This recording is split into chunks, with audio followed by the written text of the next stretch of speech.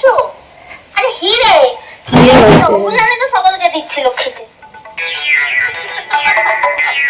আচ্ছা ওটা বলেছিস বটে। ওরে মূর্খ, ওগুলো নুডলস, চিড়ে খাবা। আগে তো দাদাও তোকে কতবার খাওয়াতে চেয়েছে। না বাবা, ও সব কিছু খাই নাই। তারপরে কলকাতা শহরের লোকগুলাকে একটুদিন ধরে দেখছে তো, তোদের আর কারণ না ও খাওয়া দাওয়ার ব্যাপারে কোনো বাদ বিচার তোলে। থাক কিনে নিজমা, এখন মুখে একটু পেট্টো ভরে ভাত তো দিয়ে দাও। সে তো দেবো, তার আগে যাও বাইরের সাজ পোশাকটা ছেড়ে এসো, নাহলে এক্ষুনি যদি ওর চেয়ে এসে পড়ে না, এসে তো জিজ্ঞেস করবে এত সাজগোজ কেন, কিসের এত ঘটা, কোথায় গিয়েছিলে তখন।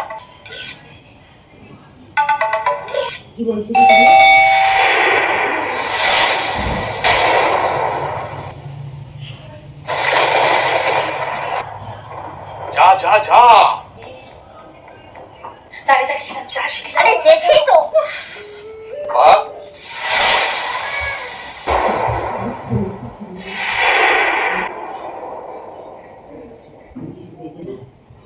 বাহ,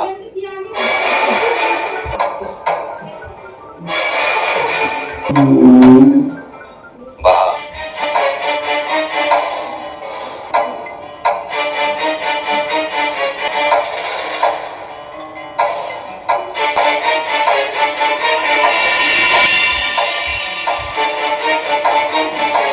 বাহ, কি বটে? কোথায় গেছিলে তুমি? শুনলাম তুমি চায়না লাইটে গেছিলে।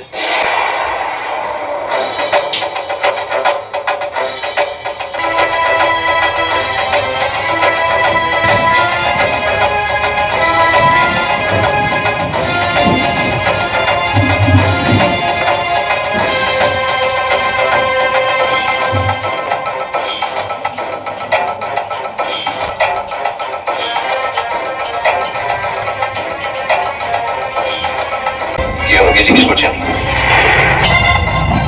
জেঠুমনি, আজ বাড়ি থেকে বেরিয়েছিল।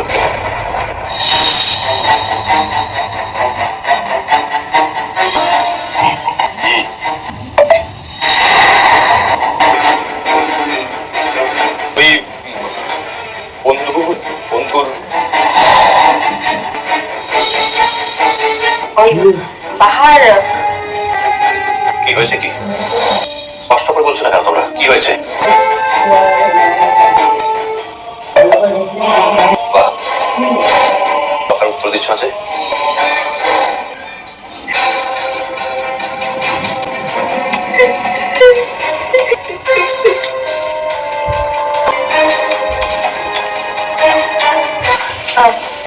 আসলে বাহার বন্ধুর জন্মদিন ছিল তো,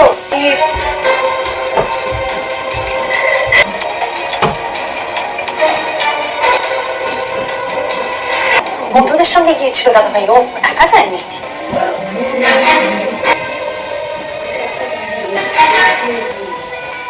বাহ, তোমার সঙ্গে কে ছিল?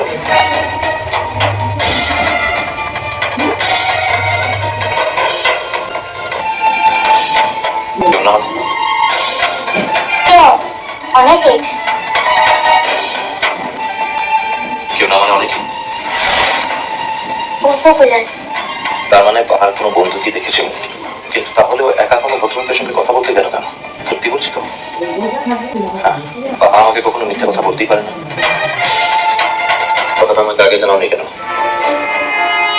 কোন কথাটা? জন্মদিনে যাবে। দলের লোককে আমি ভেবেছিলাম যে তুই যদি মুখে জুতোটা লাতিস। কাল আমি একবার চায়না লাইটে গিয়ে খোঁজ নেব কোনো জন্মদিনের পার্টি সত্যিকারের ছিল কিনা। আচ্ছা, আমি কি বাহাকে সন্দেহ করছি নাকি? না, তা সোজা সরল বাহা কোন বিপদের সঙ্গে নিজেকে চড়াচ্ছে কিনা সেটা জানার জন্যই যা করছি এবারের মতো মাফ করে দাও মেয়েটাকে। হ্যাঁ, আর কখনো তোকে না বলে কিছু করবে না। হ্যাঁ, আর কখনো করবে না। শোনো বাবা, আমি কিন্তু একজন জার্নালিস্ট। আমার হাজারটা চোখ আর হাজারটা কান, সুতরাং যেটা যেখানে যাই করো না কেন, আমি ঠিক চলে যাবো। আর একটা কথা মাথায় রেখো, ভবিষ্যতে আমার কাছে লুকিয়ে গোপনে কোনো কাজ করার চেষ্টা করো না, মনে থাকবে।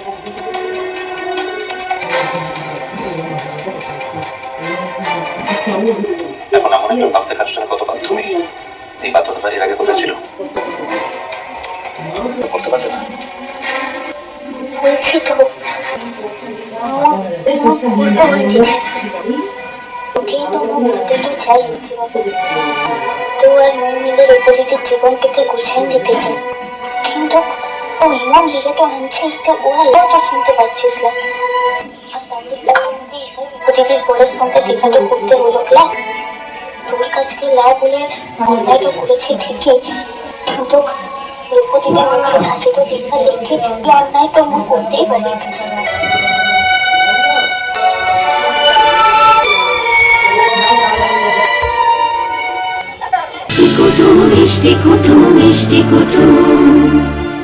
ভিডিওটি সম্পূর্ণ বিনোদনের জন্য তৈরি, ভুল ত্রুটি হলে ক্ষমা করবেন। ভালো লাগলে লাইক শেয়ার কমেন্ট করতে ভুলবেন না, আর চ্যানেলটি সাবস্ক্রাইব করে পাশে থাকবেন। ধন্যবাদ।